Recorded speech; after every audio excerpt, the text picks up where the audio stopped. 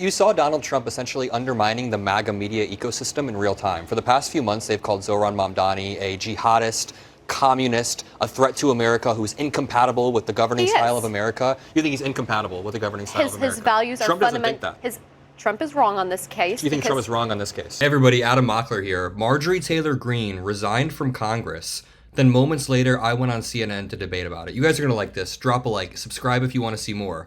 I love you all, and watch until the end. Breaking news tonight is MAGA cracking. One of the president's most loyal followers for a decade says that she is resigning from Congress after a bitter fallout with President Trump. Loyalty should be a two-way street, and we should be able to vote our conscience. America first should mean America first and only Americans first.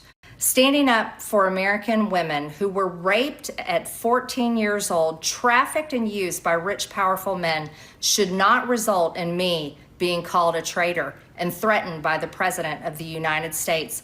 I refuse to be a battered wife, hoping it all goes away and gets better. Marjorie Taylor Greene is realizing for the first time what it's like to be on the opposition side of Trump. She has clapped him on for years as he has over and over used the same vile rhetoric towards Democrats, towards other Republicans. But now she takes a principled stance for the first time and decides, I'm going to split with him on the Epstein files. And he goes scorched earth, calls her Marjorie Trader Greene, unendorses her over and Trader over. Brown. He changed her. It was so lazy, too. He says, because green grass turns brown. This guy's losing his juice. But the point is, Donald Trump has kicked so many people out of public life because they don't want to be the subject of his ire. This is what Mike Pence has gone through. This is what Liz Cheney has gone through. This is what Alyssa Slotkin is going through right now. He calls Marjorie a traitor, says he wants to execute or hang Democrats, and now Marjorie... You've answered the question that you asked about whether MAGA is fracturing. The truth is MAGA is not fracturing.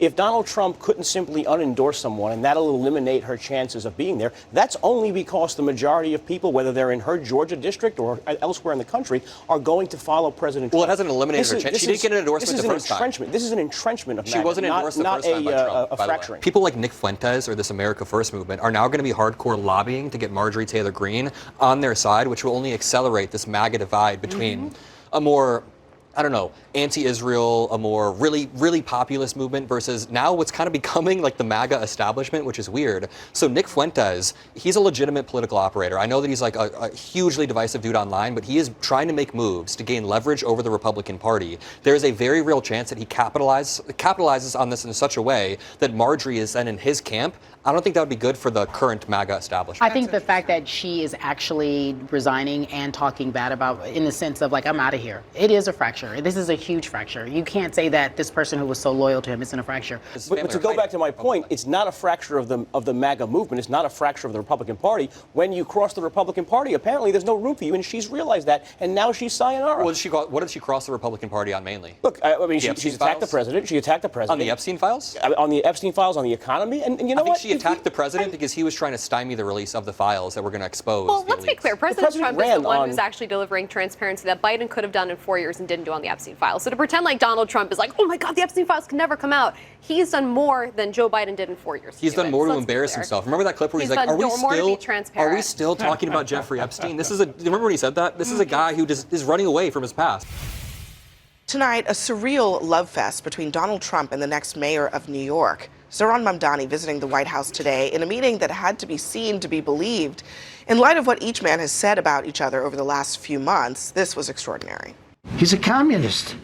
We're going to go to a communistic state. That's so bad for New York. I think I met with a man who's a very rational person.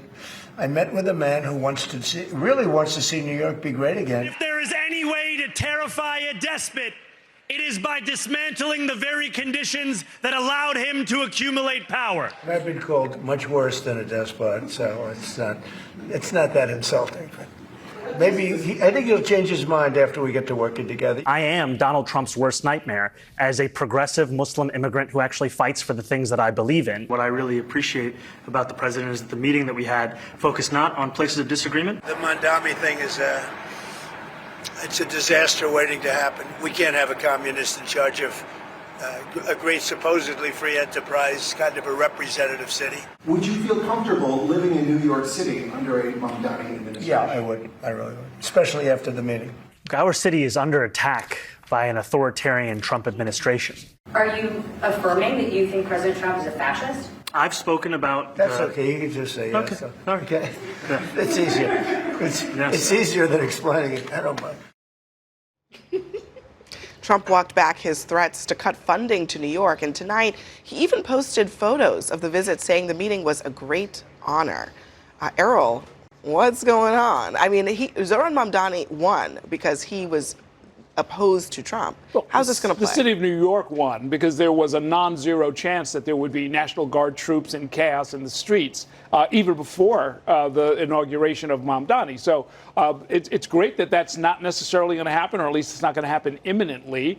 I think, look, there are a couple of things that are going on. One is that Mamdani came the way you're supposed to come to Donald Trump. You come with strength, and you come with some kind of notoriety, with some popularity. So he didn't just win the election. He won in a way that nobody's ever seen before. He went from 1% in the polls to winning the Democratic primary in about 6 months. He's got a certain amount of celebrity. President Trump noted that there were more press there, international press included, than for some heads of state. That gets the attention of somebody like a Donald Trump. And I guess finally, look, it is part of the Trump story. The Trump family fortune came from working with mayors and local officials in New York. And I think it's just kind of hardwired into him that being friendly with the mayor of New York can be a very lucrative proposition. He said he used to want that job. You saw Donald Trump essentially undermining the MAGA media ecosystem in real time. For the past few months, they've called Zoran Mamdani a jihadist, communist, a threat to America who's incompatible with the governing style of America. You think he's incompatible with the governing style of America? His values Trump are fundamental. Trump is wrong on this case. You think Trump is wrong on this case? Zoran Mamdani's principles are fundamentally hostile to the founding principles. His idea that we should confiscate property. John Locke, the founders, they were very clear that property rights. Has he ever talked to Errol? He's never said anything about confiscating. He said he wants to take luxury two debates condos. that have interviewed him half a dozen times. Then you would know that he said that. There's no confiscation. Then you would know that he said that. He said Can I just say, luxury condos should be taken if they're not in use? This is a perfect example. The MAGA media ecosystem has made Zoran seem like this extreme jihadist. And listen, some of his ideas the are legislation he supports in the council will force property owners, before they can sell it on the public market, it's called to sell it. Why didn't Trump confront him about that the other day? Why didn't Trump confront him about it? Why was Trump?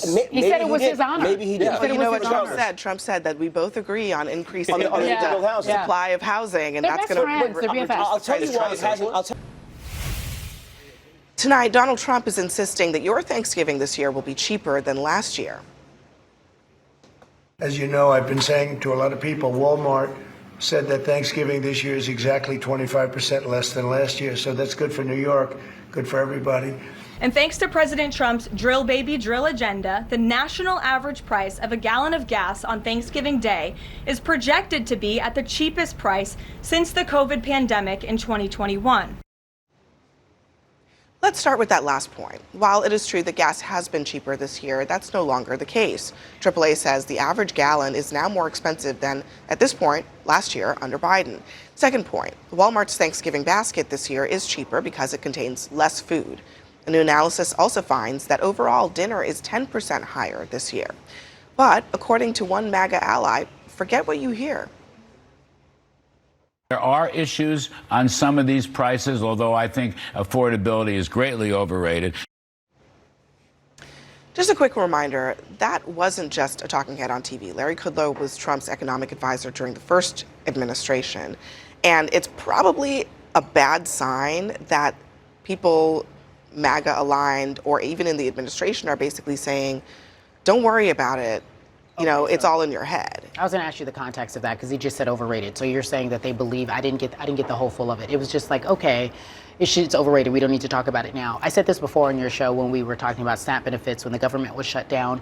I think that, and that's what Trump is experiencing and this administration is experiencing now. You can't convince people that they're not getting enough food. You can't convince people they don't have food for their children. You can't convince people that they don't have enough money to actually pay for gas. All of those things are real moments that you feel. So no matter whatever you're trying to sell me, and if you're trying to tell me that it's just overrated, American people will not believe that. We just won't do that. It's a lot less abstract than some of the other Democratic talking points we've had. Like, so when we talk about January 6th or Trump like upending the rule of law or not caring about norms, that's pretty abstract in people's day-to-day lives. Yeah. But the economy affects them every single day. And Trump is hardcore gaslighting about how the economy is doing. Like he says that inflation is, he essentially said he killed inflation at one point, if there was no inflation. But inflation was higher under President Biden. What was inflation? Core inflation was 3.2 in December, and it's 3.0 now. CPI went up 28%. Be quiet, I'm talking, buddy.